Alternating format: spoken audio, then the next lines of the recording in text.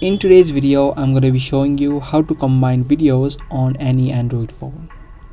So if you're looking to combine any videos that you have, you can easily do it whether you have any Android phone. But for that, you need to download an application which is called CapCut. Now this is a very popular ad, especially used to edit TikTok videos. If you also upload on TikTok, you should be familiar with this app.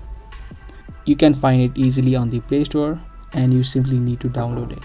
After the app has been downloaded, you can open up the app and tap on New Project. Now select the videos that you want to combine. After you select the videos, now you can tap on Add on the bottom right.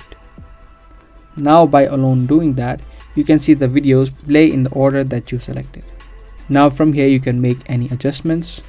If you think that this video is too long, you can easily split the video like so and remove the unwanted part.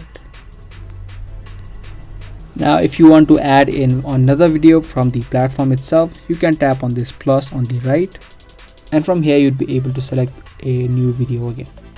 Now after you combine the videos, you can tap on the arrow on the top right to save it or export it to your gallery. And there you go, the videos now have been combined.